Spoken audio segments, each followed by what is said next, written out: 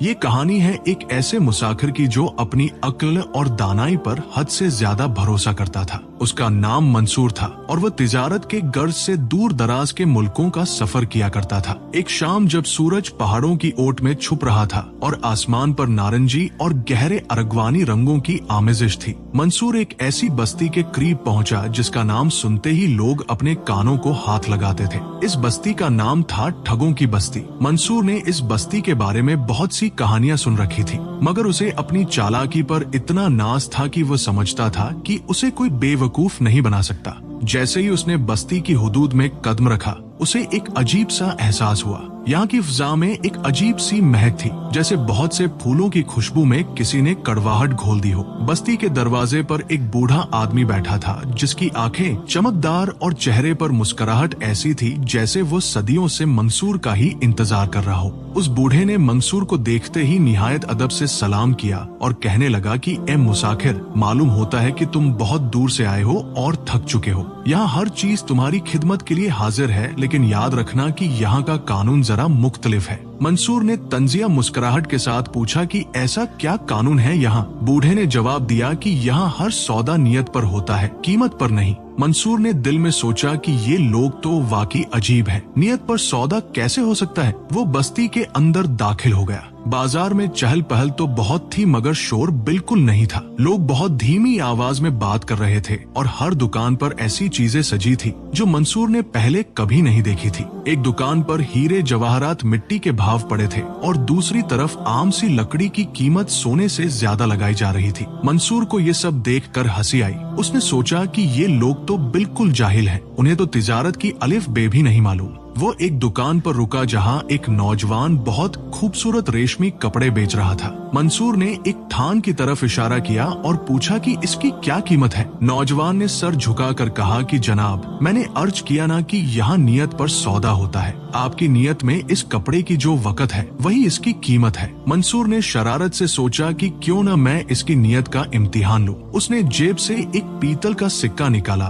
और कहा कि मेरी नजर में इसकी कीमत यही है। नौजवान ने मुस्कुराकर वो कीमती रेशम मंसूर के हवाले कर दिया और वो पीतल का सिक्का ऐसे कबूल किया जैसे वो दुनिया की सबसे कीमती चीज हो। मंसूर हैरान रह गया। उसे लगा कि उसने वाकई इस बस्ती को लूट लिया है। वो फख्र से सीना तान कर आगे बढ़ने लगा। उसे क्या मालूम था कि ये तो सिर्फ पहला कदम था इस दलदल में जिसका नाम ठगों की बस्ती था। चलते चलते उसे प्यास लगी। वो एक कुएं के पास पहुंचा जहां एक औरत पानी भर रही थी। मंसूर ने पानी मांगा तो उस औरत ने उसे चांदी के प्याले में पानी पेश किया, लेकिन जैसे ही मंसूर ने पहला घूंट भरा, उसका मुंह कड़वा हो गया। वो पानी नहीं बल्कि नमक का तेजाब जैसा कुछ था। मंसूर ने खांसते हुए पूछा कि ये क्या है? औरत ने मासूमियत से कहा कि जनाब, आपकी प्यास जितनी शदीद थी, पानी का जायका वैसा ही होना था। शायद आपके अंदर की प्यास में खुलूस कम और गुरूर ज्यादा है। मंसूर गुस्से में आ गया, मगर खामोश रहा क्योंकि वह देखना चाहता था कि आगे क्या होता है। उसे एक सराय नजर आई जहाँ क्याम और ताम का इंतजाम था। सराय का मालिक एक मोटा सा आदमी था जिसकी आवाज में ऐसी मिठास थी कि शहद भी फीका लगे। उसने मंसूर को बेहतरीन कमरा दिखाया और कहा कि यहाँ आप आराम फरमाएं। रात के खाने पर बस्ती के खास मेहमानों के साथ आपकी मुलाकात कराई जाएगी। मंसूर ने गुस्ल किया और कीमती लिबास पहनकर हाल में पहुंचा। वहाँ दस्तरख्वान पर अनवा ओ अकसाम के खाने चुने थे, मगर एक अजीब बात ये थी कि हर प्लेट खाली थी। लोग खाली प्लेटों के सामने बैठे छुरी कांटे चला रहे थे और ऐसे चबा रहे थे जैसे दुनिया का लजीज तरीन गोश्त खा रहे हों। मंसूर ने सराय के मालिक से पूछा कि ये क्या मजाक है? प्लेटें तो खाली हैं। मालिक ने हैरत से मंसूर की तरफ देखा और कहा कि जनाब, ये ख्याली जियाफत है। यहाँ वही लोग पेट भर सकते हैं जिनका तख्यूल मजबूत हो। क्या आपका तख्यूल इतना कमजोर है कि आपको खाना नजर नहीं आ रहा? मंसूर ने अब महसूस किया कि ये बस्ती उसे ज़हनी तौर पर मफलूज कर रही है। उसने गुस्से में आकर दस्तरख्वान से उठने की कोशिश की, मगर उसके पांव फर्श के साथ चिपक गए थे। उसे एहसास हुआ कि जिस फर्श पर वो खड़ा है उस पर कोई खास किस्म की गोंद लगी हुई है। सराय के मालिक ने हंसते हुए कहा कि जनाब, आपने हमारी मेहमान नवाजी का हक अदा नहीं किया और उठने की जल्दी कर रहे हैं। यहाँ से वही उठ सकता है जो अपनी अक्ल का सदका देकर जाए। मंसूर ने पूछा कि अक्ल का सदका क्या होता है। मालिक ने कहा कि अपनी वो बात जो आपको लगता है कि सबसे सच्ची है उसे झूठ तस्लीम कर ले तो आपके पाव आजाद हो जाएंगे। मंसूर एक अना परस्त इंसान था। उसने इनकार कर दिया और वहीं खड़ा रहा। उसे लगा कि वो हिम्मत से उनका मुकाबला कर लेगा, लेकिन जैसे जैसे वक्त गुजरता गया उसके जिस्म में थकन उतरने लगी। बस्ती के दूसरे लोग उसे देखकर मुस्कुराते और गुजर जाते। उसे महसूस हुआ कि यहाँ का हर फर्द एक अदाकार है और वो खुद एक तमाशा बन चुका है। रात बीत गई और सुबह की पहली किरण के साथ ही बस्ती का काजी वहाँ पहुँचा। काजी की शक्ल उस सूरत बहुत बारूक थी, मगर उसकी आंखों में वही ठगों वाली चमक थी। उसने मंसूर से कहा कि तुमने हमारे शहर के अमन में खलल डाला है, तुमने हमारे खाने की तौहीन की है और तुम यहाँ के कानून का मजाक उड़ा रहे हो। इसकी सजा बहुत सख्त है। मंसूर ने चिल्ला कर कहा कि यहाँ कोई कानून है ही नहीं, ये सब धोखा है, तुम सब ठग हो। काजी ने सर्द मेहरी से जवाब दिया कि सच वही होता है जिसे अक्सरियत मान ले, और यहाँ की अक्सरियत कहती है कि तुम मुजरिम हो। अब तुम्हारे पास दो रास्ते हैं, या तो तुम अपनी जिंदगी भर की कमाई हमारे हवाले कर दो और यहाँ से नंगे पाव निकल जाओ, या फिर तुम्हें इस बस्ती का गुलाम बनकर रहना पड़ेगा जहाँ तुम्हें रोजाना वो खाली प्लेटें चाटनी होंगी जिन्हें तुमने हिकारत से देखा था। मंसूर की अक्ल अब ठिकाने आने लगी थी। उसे समझ आ गया था कि उसने अपनी चालाकी के जोम में कितनी बड़ी गलती की है। उसने सोचा कि अगर वो अपनी दौलत दे भी दे तो ये लोग उसे जिंदा छोड़ेंगे या नहीं। उसने काजी से कुछ वक्त मांगा। काजी ने उसे 1 दिन की मोहलत दी और उसे एक काल कोठरी में बंद कर दिया गया। उस कोठरी में मंसूर तन्हा नहीं था, वहाँ एक और कैदी भी था जो बरसों से वहाँ सड़ रहा था। उस कैदी ने मंसूर को बताया कि ये बस्ती दरअसल एक नफसियाती जाल है। यहाँ के लोग आपके हवास पर काबू पाते हैं। यहाँ जो कुछ नजर आता है वो होता नहीं, और जो होता है वो नजर नहीं आता। उस कैदी ने मंसूर को एक राज बताया कि अगर वह यहाँ से निकलना चाहता है तो उसे इन ठगों से बड़ा ठग बनना पड़ेगा। उसे वो जुबान बोलनी पड़ेगी जो ये लोग बोलते हैं। उसे वो झूठ बेचना पड़ेगा जिसे ये लोग सच समझते हैं। मंसूर ने उस रात अपनी हिकमत अमली बदली। उसने महसूस किया कि अब तक वह दिफाई पोजीशन में था, अब उसे हमला करना होगा। उसने अपने जहन के तमाम दरीचे खोल दिए और इस बस्ती के एक एक फर्द के रवैये का तज्जिया करना शुरू किया। उसे समझ आया कि इन लोगों की सबसे बड़ी कमजोरी उनका अपना लालच और गुरूर है। ये समझते हैं कि ये दुनिया के सबसे होशियार लोग हैं और यही वो नुक्ता है जहाँ से इन्हें मात दी जा सकती है। मंसूर ने कोठरी के दरवाजे पर दस्तक दी और संतरी से कहा कि मुझे काजी से फौरी मिलना है। मेरे पास एक ऐसी खबर है जो इस बस्ती की तकदीर बदल सकती है। जब उसे काजी के सामने पेश किया गया तो मंसूर के चेहरे पर खौफ के बजाय एक अजीब सा इत्मीनान था। उसने काजी से कहा कि जनाब, मैं आपका शुक्रगुजार हूँ कि आपने मुझे कैद किया, क्योंकि इसी कैद में मुझे वो कश्फ हुआ है जिसकी तलाश में बड़े बड़े सूफी मारे मारे फिरते हैं। काजी ने हैरत से पूछा कि कैसा कश्फ? मंसूर ने एक लंबी आह भरी और कहा कि मैंने ख्वाब में देखा है कि इस बस्ती के नीचे एक ऐसा खजाना छुपा है जिसकी चाबी सिर्फ एक ऐसे शख्स के पास है जो मुकम्मल तौर पर बेवकूफ हो, और चूंकि आप लोग बहुत अक्लमंद हैं, इसलिए आप कभी उस खजाने तक नहीं पहुंच सके।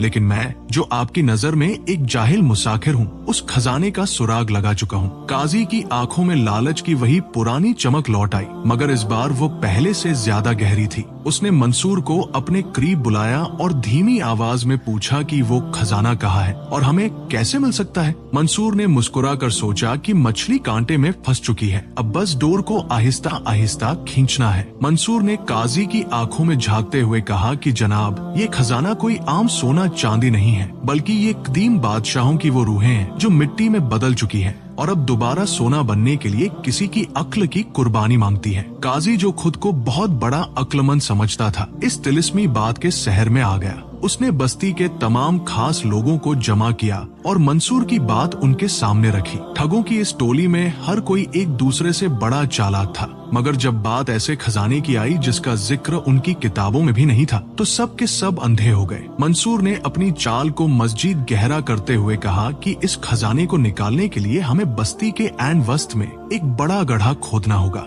लेकिन शर्त यह है कि खुदाई वो करेगा जिसने जिंदगी में कभी किसी से झूठ न बोला हो। सब एक दूसरे का मुंह देखने लगे, क्योंकि इस बस्ती में तो झूठ ही रिज्क का जरिया था। मंसूर ने हंसकर कहा कि परेशान न हो, अगर ऐसा कोई नहीं मिलता तो फिर दूसरा रास्ता ये है कि हम अपनी सबसे कीमती चीज उस जगह दफन करें जहां खजाना छुपा है, ताकि वो मिट्टी की रूह उसे देखकर खुश हो जाए और बाहर निकल आए। काजी ने पूछा कि सबसे कीमती चीज क्या हो सकती है।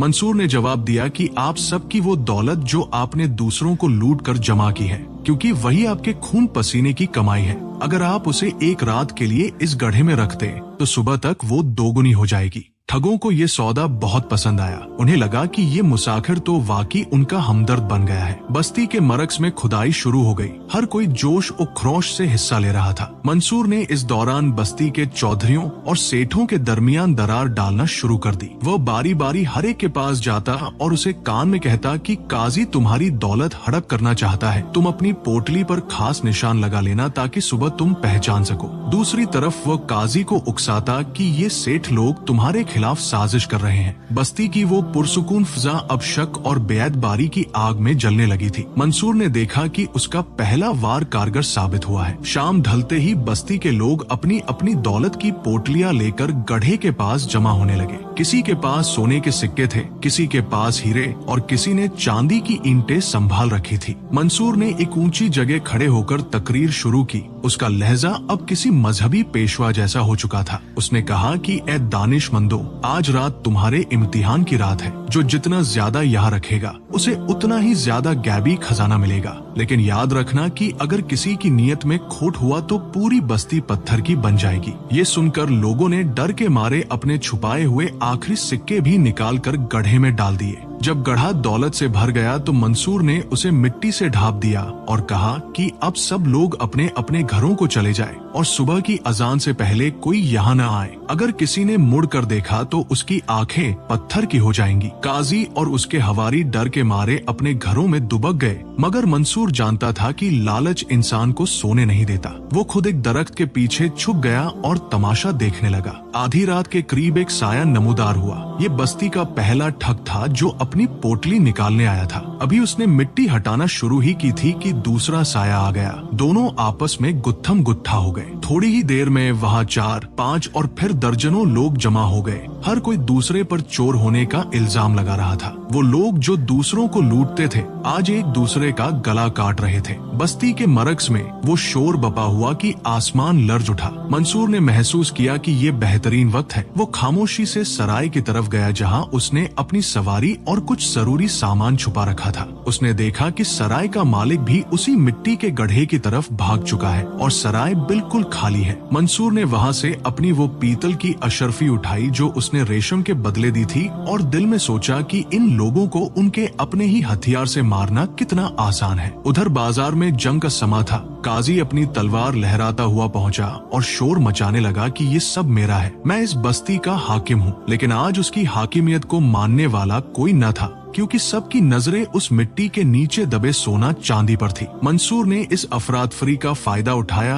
और बस्ती के पिछले दरवाजे की तरफ बढ़ने लगा। उसे रास्ते में वही बूढ़ा मिला जो बस्ती के दाखिले पर बैठा था। बूढ़े ने मंसूर को देखकर एक लंबा खखा लगाया और कहा कि नौजवान, तुमने तो कमाल कर दिया। मैंने यहाँ बहुत से मुसाफिरों को लुटते देखा था, मगर आज पहली बार किसी मुसाफिर ने इस पूरी बस्ती को ही लुटवा दिया। मंसूर ने रुक कर पूछा कि तुम कौन हो? बूढ़े ने कहा कि मैं इस बस्ती का जमीर हूँ, जिसे यहाँ के लोगों ने बरसों पहले मार कर दफन कर दिया था। तुमने आज जो गड्ढा खोदा है वो दरअसल उनकी कब्र है। ये लोग दौलत के लिए नहीं बल्कि अपनी ही अना के बोझ तले दबकर मर जाएंगे। मंसूर ने बूढ़े की बात सुनी और बगैर मुड़कर देखे बस्ती से बाहर निकल आया। जैसे ही वह जंगल की तारीकी में दाखिल हुआ, उसे दूर से बस्ती के जलने की बू आने लगी। शायद किसी ने गुस्से में आकर चिराग उलट दिया था और वो झूठ की बस्ती अब सच की आग में राख हो रही थी। मंसूर के पास अब न वो रेशमी कपड़ा था और न ही कोई दौलत, मगर उसके पास एक ऐसा तजुर्बा था जिसने उसे जिंदगी के सबसे बड़े सबक से रोशनास करा दिया था।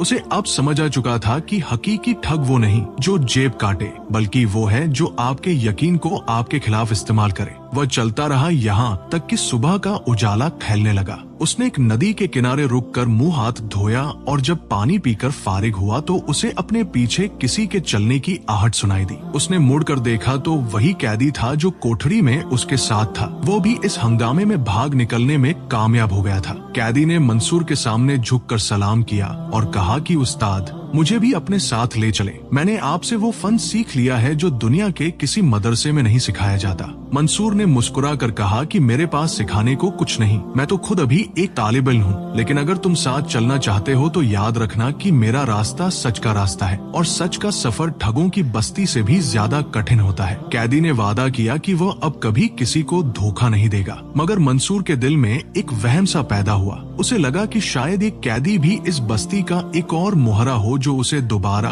किसी जाल में फंसाने के लिए भेजा गया हो। उसने कैदी की आंखों में देखा, वहाँ उसे वही पुरानी चमक नजर आई जो ठगों का खासा होती है। मंसूर समझ गया कि इस बस्ती से निकलकर भी वो अभी पूरी तरह आजाद नहीं हुआ, क्योंकि ठग सिर्फ बस्तियों में नहीं बल्कि इंसानी फितरत के निहा खानों में भी छुपे होते हैं। उसने कैदी से कहा कि ठीक है, तुम मेरे पीछे चलो, मगर खबरदार, अगर तुमने एक कदम भी मेरे बराबर आने की कोशिश की तो मैं समझ जाऊंगा कि तुम्हारी नियत में फिर से वही पुरानी बीमारी जाग उठी है। दोनों का सफर शुरू हुआ। एक मक्कार दुनिया का मारा हुआ उस्ताद और दूसरा उसकी चालाकियों का मोतरफ शागिर्द। ठगों की बस्ती सिर्फ एक मुकाम नहीं, एक सोच का नाम है जो हर दौर में नए रूप धार कर सामने आती है। मंसूर ने चलते चलते पीछे मुड़कर बस्ती के धुएं को देखा और सोचा कि क्या वाकई वो सब खत्म हो गया या ये भी कोई नया फ्रेब था। मंसूर और वो कैदी अभी चंद कोस ही दूर गए थे कि सहरा की तपिश ने अपना रंग दिखाना शुरू कर दिया। रेत के टीले सूरज की रोशनी में दहकते हुए सोने की मानिंद लग रहे थे, मगर ये वो सोना नहीं था जिसके पीछे ठगों की बस्ती के लोग अपनी जानें गवा बैठे थे। ये तपती हुई मौत थी जो हर कदम पर मुसाफिर का इम्तिहान ले रही थी। मंसूर खामोशी से चल रहा था, मगर उसकी हिस्सेदाराक उसे मुसलसल खबरदार कर रही थी कि उसके पीछे चलने वाला शख्स महज एक मफरूर कैदी नहीं है। असलम, जिसका नाम अब मंसूर को मालूम हो चुका था, बार बार मंसूर की झोली की तरफ देखता था।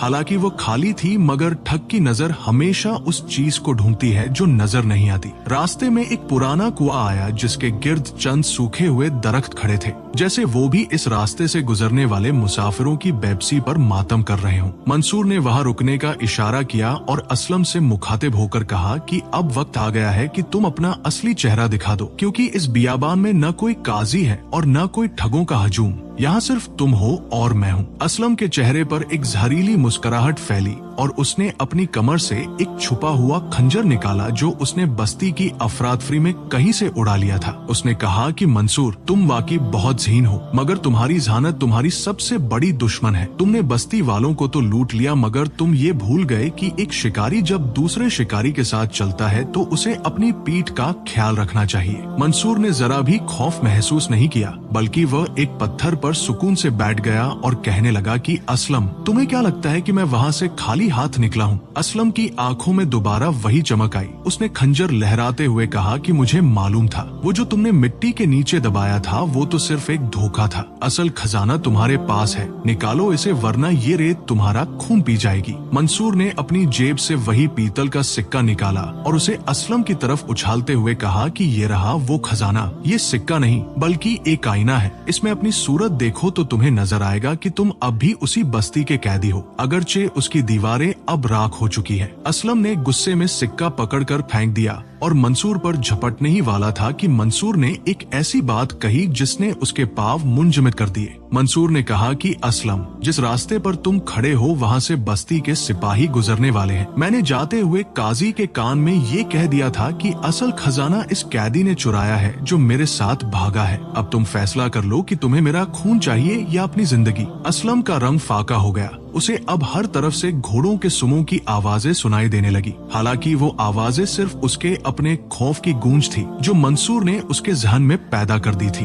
असलम ने बगैर कुछ सोचे समझे उल्टे पांव सहरा की तरफ दौड़ लगा दी। वो जान बचाने के लिए उस आग की तरफ भाग रहा था जहाँ से वो अभी अभी निकला था। मंसूर ने ठंडी आह भरी और सोचा कि इंसान कितना ही अक्लमंद क्यों न हो जाए, उसका डर हमेशा उसकी अक्ल पर भारी रहता है। वो अकेला आगे बढ़ गया। अब उसका सफर सच्चाई की तलाश में था, ऐसी सच्चाई जो किसी ठग की बस्ती में नहीं बल्कि इंसान के अपने अंदर के उजाले में मिलती है। उसने महसूस किया कि ठगों की बस्ती दरअसल कोई जुग्राफियाई मुकाम नहीं है, बल्कि ये हमारी ख्वाहिशात का वो कब्रिस्तान है जहाँ हम अपनी रूह को दफन करके दौलत के ख्वाब देखते हैं।